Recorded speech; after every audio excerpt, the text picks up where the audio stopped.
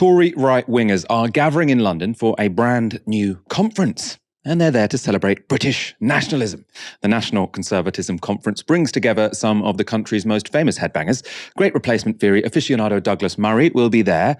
You can also see Lee Anderson, perhaps pleading for more hangings or public floggings for the poor. Free speech warrior Toby Young will also be speaking. For a taste of the quality of the fort on display, this is an excerpt from the speech Tory MP Miriam Cates gave. Having a home, a secure job, and support from your family, community, and nation are not the only conditions to starting a family. You must also have hope for the future. And that hope is not reaching so many of our young people today because liberal individualism has proved to be completely powerless to resist a cultural Marxism that is systematically destroying our children's souls. When culture schools and universities openly teach that our country is racist, our heroes are villains, humanity is killing the earth, you are what you desire, diversity is theology, boundaries are tyranny, and self-restraint is oppression, is it any wonder that mental health conditions, self-harm and suicide, and epidemic levels of anxiety and confusion characterize the emerging generation?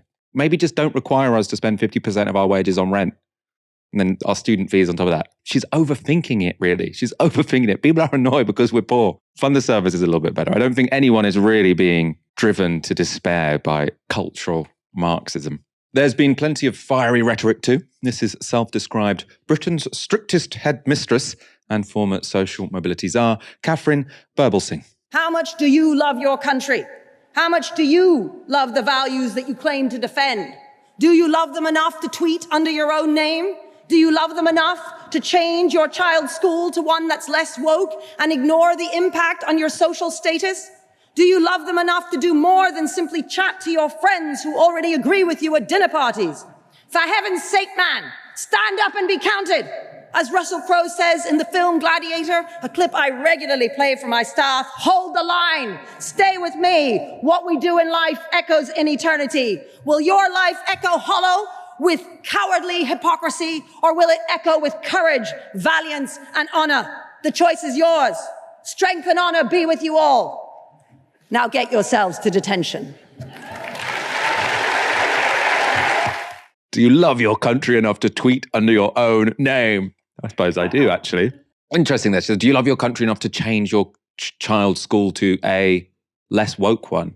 Now, I suppose maybe she's saying join the governor's board and try and change the curriculum. But it's a more obvious sort of interpretation there, seems to me, that if your kid is getting taught about, let's say, the fact that some people are trans in their PSHRE sessions, you should remove them from school and put them in a different school. That's not about loving your country. That's essentially child abuse, right? I don't like what you're getting taught in PSHE, so I'm going to drag you away from all of your kids, all of your friends, and put you somewhere else. Now, I don't know precisely what was the correct interpretation of that speech, but it didn't particularly strike me as good parenting advice. The conference runs for 3 days, so there's a lot more of this to come, and there are 50 speakers on the lineup.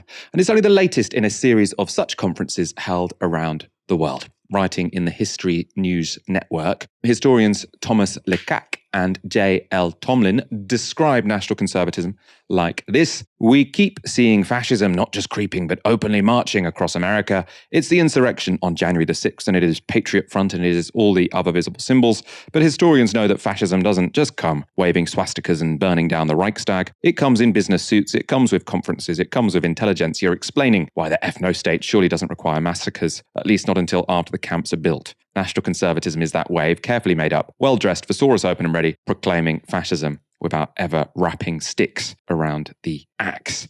I'm not sure I necessarily endorse all of those descriptions, but we'll see. It's an interesting take. The National Conservative Conferences are funded by an American organization called the Edmund Burke Foundation, named for the conservative philosopher, of course.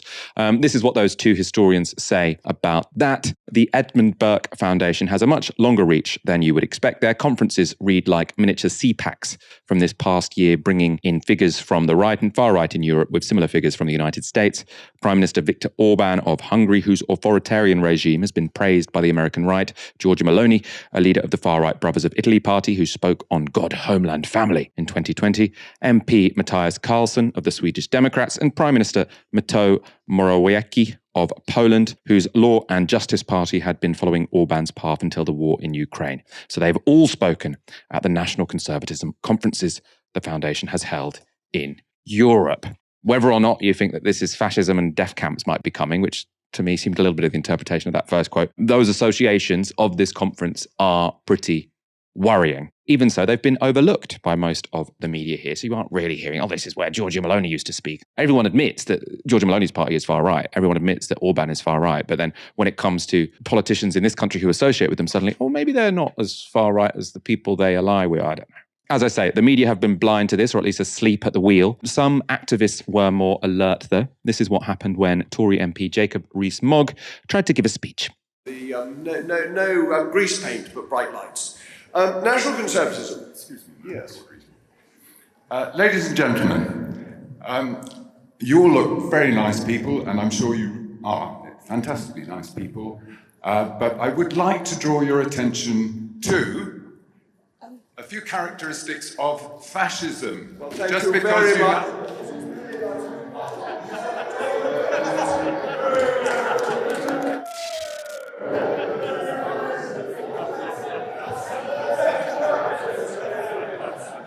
Well, there we go. Our jolly good fellow has had to leave, but we believe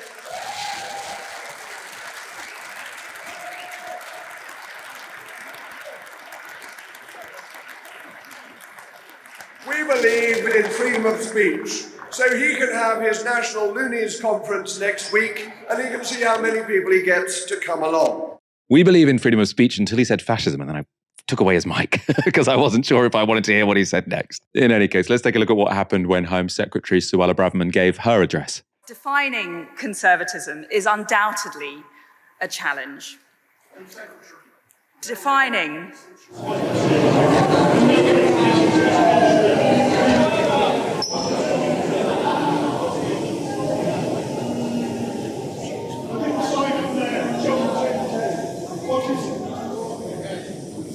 What is the next line of that? We welcome you unless you come on a boat, unless you are brown.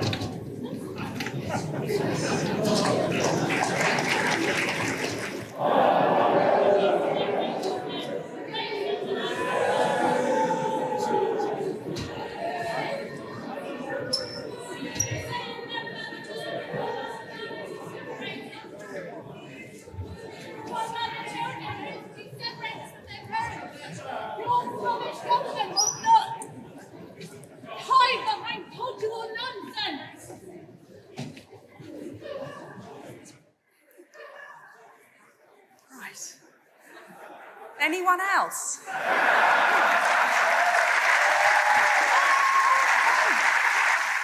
She loves it, obviously. I mean, obviously, that doesn't mean to say don't do those kind of protests. I thought they were, perfectly reasonable. Hopefully, it will draw more attention to the nature of the conference, although I'm not sure that's how the BBC and Sky News will sort of cover it. It's not all bad, though. There were apparently some very interesting speeches and people who made some very interesting predictions. We, in fact, got a mention here at Novara Media. David Broder is a historian at the conference. He's come on the show before. He tweeted this quote from Ed West. He's deputy editor at the website Unheard. And he said this when he was giving a speech. Tory NIMBYs keep house prices high by resisting house building will have their, quote, grandkids listening to Novara Media and voting for the Green Party, unquote. I think that probably is a correct prediction. I think the housing crisis is probably one thing driving people to a different form of politics, and maybe a little bit more self-aware than some of the other people speaking at this conference was Ed West. Kim, what do you make of this conference? I mean, some people calling it fascist. I'm not sure if we can quite call it fascist, but it's definitely a different kind of conservatism, which is rather